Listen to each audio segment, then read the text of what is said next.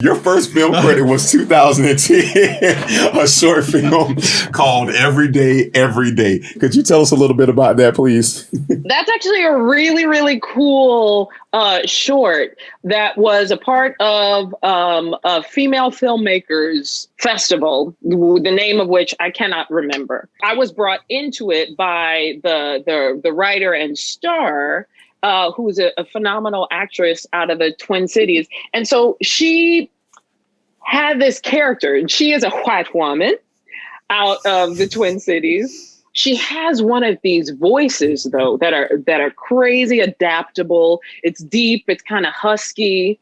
And she has a series of characters that she's used in different comedy formats and whatnot.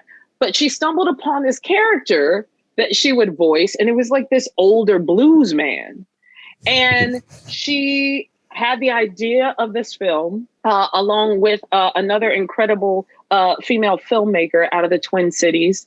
And she wanted just a moment of this blues man's life and his granddaughter coming to visit, bringing over some groceries and checking in on him. And what's really, really cool about the piece is that you see my character mostly. You hear and you see like a hat, and you see the silhouette of a chair, and you see a trumpet and whatnot. And it's in the final moments that you come around to see this female embodying this person after you've heard this voice and I've already, started crafting your mind who this person was. So it was just from doing workshops and, again, seeing each other's work. And we had never worked together, that Michelle was like, this is a possibility. Would you be free to film this? So that was the first thing that I did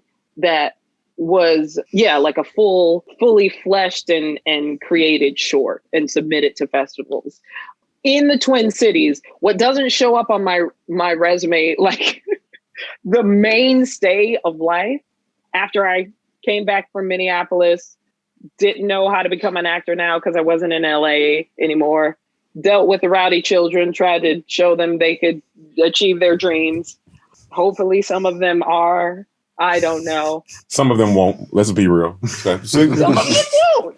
We're talking to you, Robert. That is, Angela. Oh. That seemed real. You're an actress. And Angela, if you feel some kind of way, just explore that. Oh, my wife's name is Angela, and I can assure you she feels some kind of way. Yeah. You're welcome. In the midst of doing that, I had the opportunity to audition for even more highfalutin, the London Academy of Music and Dramatic Arts, LAMDA. They were coming through Minneapolis for their graduate program. And I had been in Minneapolis working for about a year or so. And I went in an audition. Now, this is the audition that I think I did that Helena monologue from Shakespeare again with a little bit more understanding and something else. I don't know what my other thing would have been, but it was the vice president of the program was there auditioning. And after my piece, he showed me what he wrote down, and he just wrote down, "She will act," and showed it to me. And I was like, that was a moment of like, truly like, okay, all right then. They wanted to accept me to their program, even though I hadn't finished the bachelor's. They said there's a year program that we want you to be a part of. And I said, well, that's fantastic. And then they were like, yes. And obviously it's in London, and it's $83 trillion to be in the program, and you have to find housing and all that stuff. So I was doing everything I could to get the student loans to be able to do that. My number one, or whoever was heading up their student loan department, broke their leg on holiday and was out for a couple months. So delayed like all of the things. They had to go to hospital. Wow. They had to go to hospital. Yeah. Oh, I've broken my leg. I just stopped trying instead. No. They didn't say that, but that's what I imagine happened. That's exactly what happens if you're English and I think you hurt yourself. Oh. Imagine that me on the telly. Oi! Well, no, I think I went on the other side of London. Yeah, you did. Oh. Crikey. Well, since all of that got delayed, it was like a couple weeks before I was supposed to be in London and start school.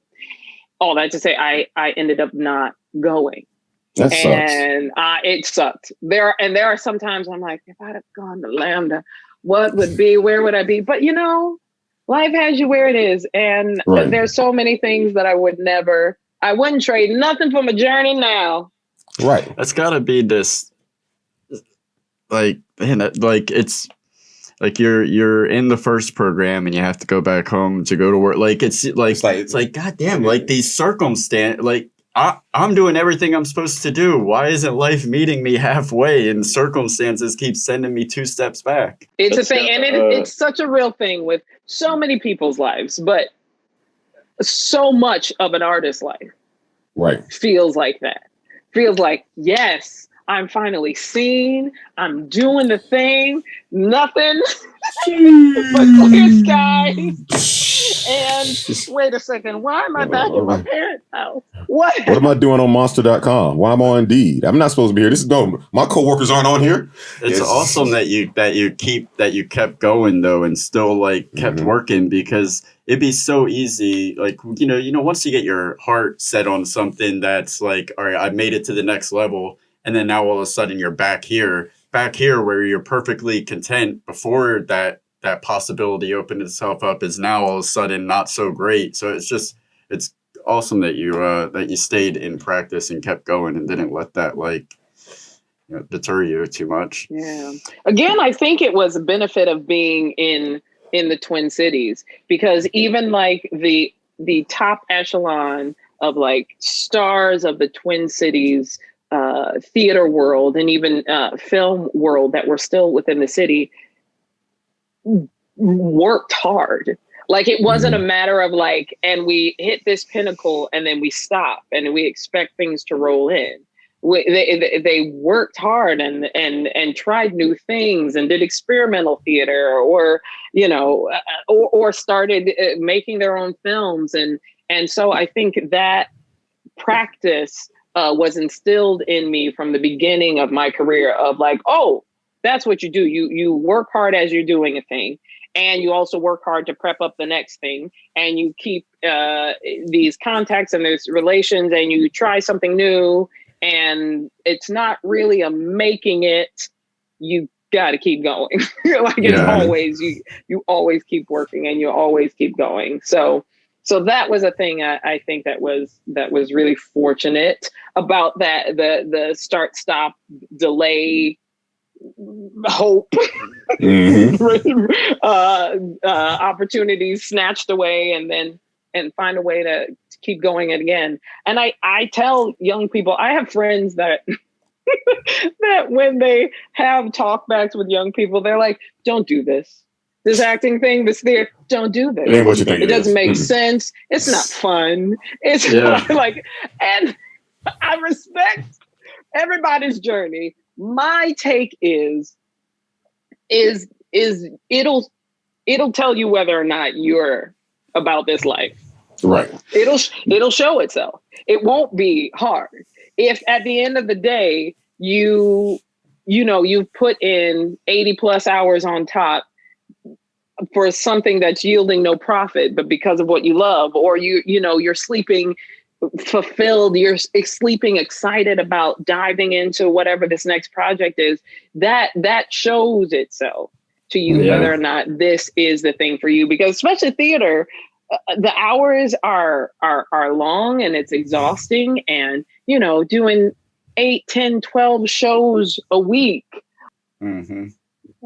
Christmas shows, meaning you're the entertainment that everybody else comes to see, so you don't see your family, and it's something you've done for the 100th time, but you gotta do it like you it's gotta the first find time. it new again. You got to bear your whole self so much in front of strangers and do it night after night after night. And it like I said, it shows itself to you. So I say, go for it. Give it a try. Awesome. If you have interest, see what you like. And it may be that you do this thing and you're like, I don't want to be putting myself out here night after night after night after night, but I like being in those rooms for rehearsals. Maybe it's directing, maybe it's lighting design, maybe it's administration for a theater, because God knows I would need somebody with that know-how. I could come in on the creative side and help run a theater, but all that other things with the papers and the fundraising and the who knows what and whatnot, that's not my life. That's not my ministry. Yeah. Not in the moment.